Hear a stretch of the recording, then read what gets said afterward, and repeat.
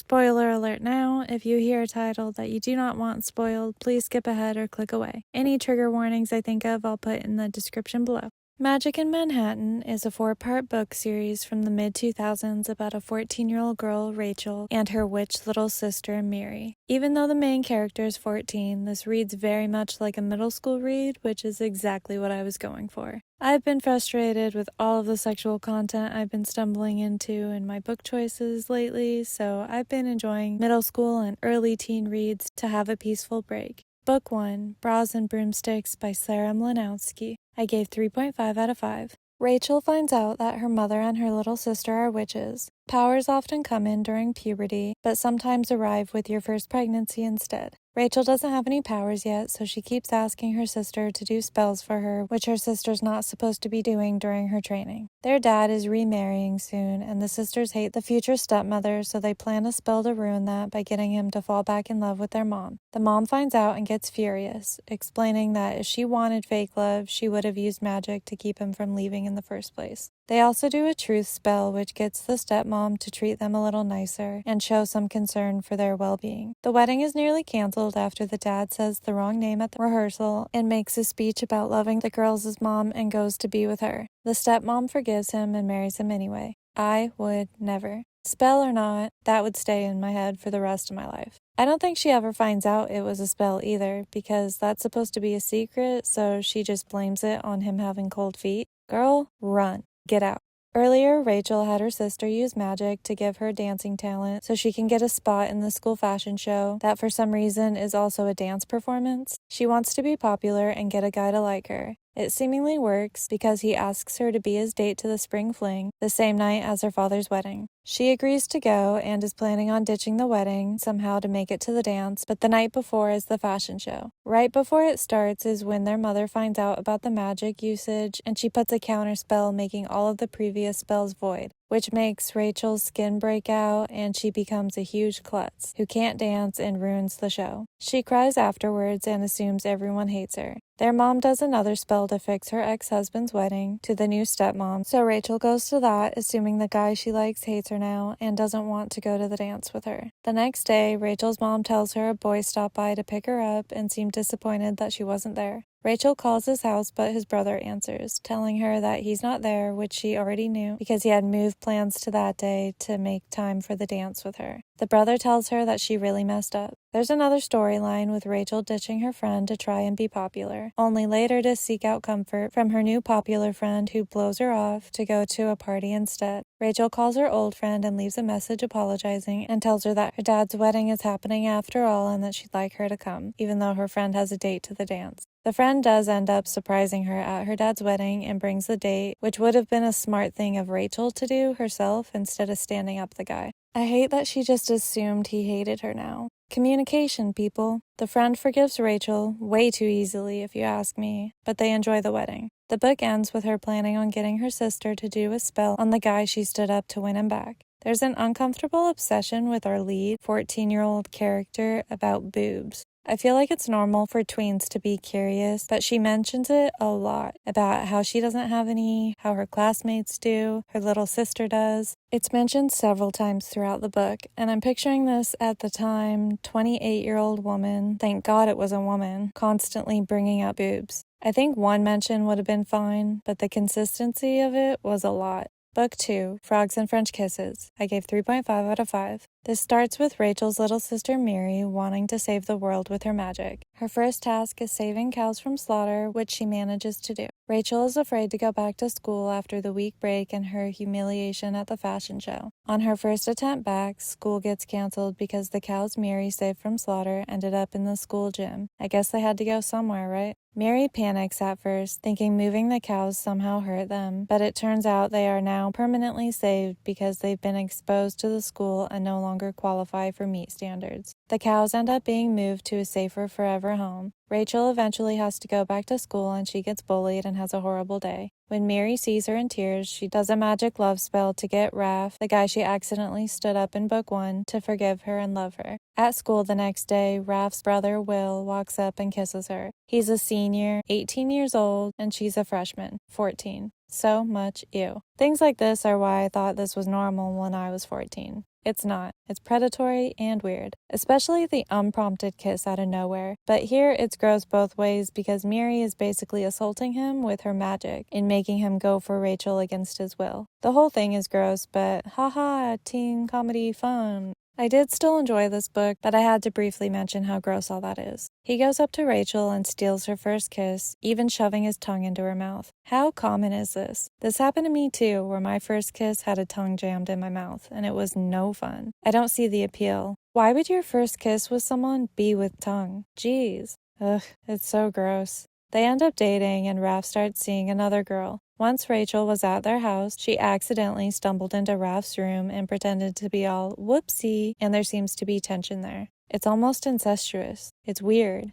Meanwhile, Miri is solving hunger, droughts, saving circus animals, saving the world one project at a time with her magic. She soon realizes that if she summons up something, it will take from somewhere else, like that Fairly Odd Parents episode where Cosmo and Wanda have to explain to Timmy that if they give him a ticket to a sold-out concert, they'll have to take the ticket from someone else. Even with magic, there's balance. While all this is happening, her dad and kind of nice now stepmom are away on their honeymoon, so they're staying at their mom's full time, but their mom is being a horrible parent. She was very against her use of magic in the first book, but here she feels down after her ex got married, so she uses magic to crash a bus full of men, aka potential dates. She then uses more and more magic to attract men, which gets predatory, like Alicia's first power in Misfits, and more magic to act better on dates, look more glamorous. It quickly becomes clear that she's an addict with magic. She uses excessive magic on everything, starts chain smoking again, and dates so much that she's rarely home to watch her children.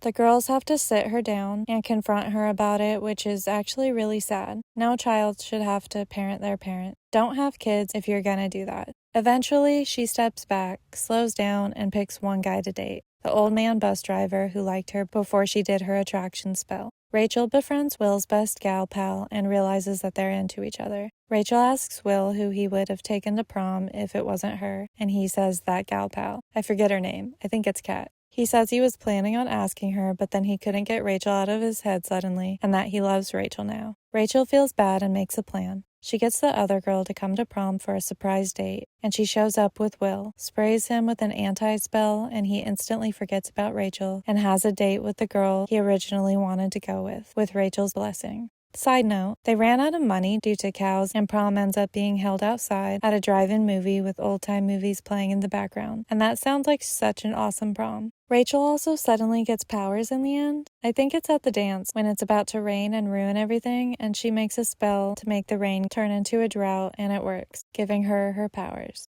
Book 3, Spells and Sleeping Bags. I gave 2 out of 5. Unfortunately, the series has taken a big nosedive here. Rachel and Miri go to summer camp. Miri wants to spend time with Rachel, but Rachel wants to make new friends and get with Raph. Her cabin mates are obsessed with Boobs, one talking about her tits all the time. Why? Why do you gotta say tits? Why is this author so obsessed with boobs? That aside, Rachel and Raph hang out a lot, getting close, and she thinks so much about how bad she wants to kiss him and what she can do to get him to kiss her, until she sees an evil girl kiss him instead. She confronts him and he has no memory of it. The evil girl, I think her name is Leanna, she also befriends Miri and convinces her to leave her entire family and run away with her after camp. Miri hasn't been getting packages from her mother, so she feels unwanted and falls for her tricks. Rachel's been receiving weird packages from her stepmother of douches and upper lip nair. They end up finding out that Leanna is their cousin and that she's also a witch. She isolated Miri to get her to agree to leave and made Rachel feel so hated that she'd want to leave her life too. Leanna blackmails Rachel into switching bodies with her or she'll harm Miri, all while planning on leaving Miri behind anyway. Once they switch, Rachel tries to tell Miri, but Leanna and Rachel's body has already gotten to her. It's all really fucked up, manipulative, and there's way too much gaslighting. This installment in the series is really horrible. Rachel's known for being really good at math, so when Leanna is in Rachel's body and her family has picked them up from camp, her mom asks her to do math on what they owe for parking, and when she doesn't know the answer, Miri yells to stop the car because she realizes that it really isn't Rachel. I hate that she didn't trust her sister to begin with, but okay. Everyone gets together and gets Leanna's mom, and Leanna is refusing to switch back because she wants a family and her mom is always shipping her off and traveling without her. The aunt refuses to help at first due to resentment held towards Rachel's mom for not saving their mother, who was sick and died while she was away traveling. Rachel's mom explains that their mother had asked for her not to, and explained that if she had used magic to save her, it would have taken another life, and it could have been anyone, including one of them. The aunt still says she should have done it. I hate this mentality. If someone chooses to die, it's their choice. Respect that.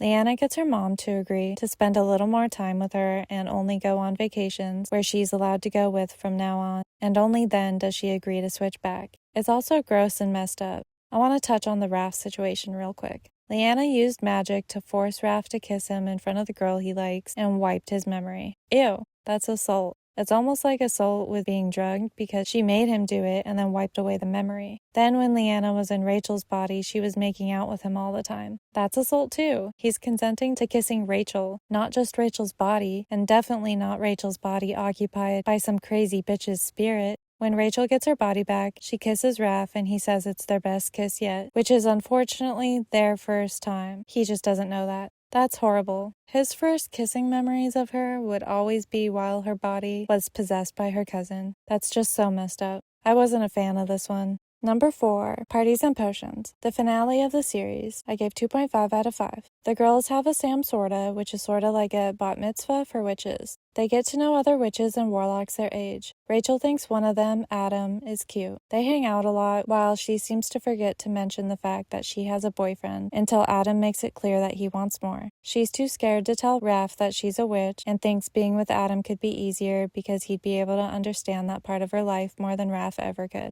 Her and Miri tell their father that they're witches. He is very standoffish about it, and their stepmom obeys everything they say in complete terror that they'll hurt her with their magic. The girls are so saddened by their reaction that they go home to their moms early. Sometime later, their dad comes around and accepts them as witches. Rachel takes this comfort and decides to tell Raph. He's shocked at first, but ultimately says it's okay. But he may have some questions about it once the shock wears off.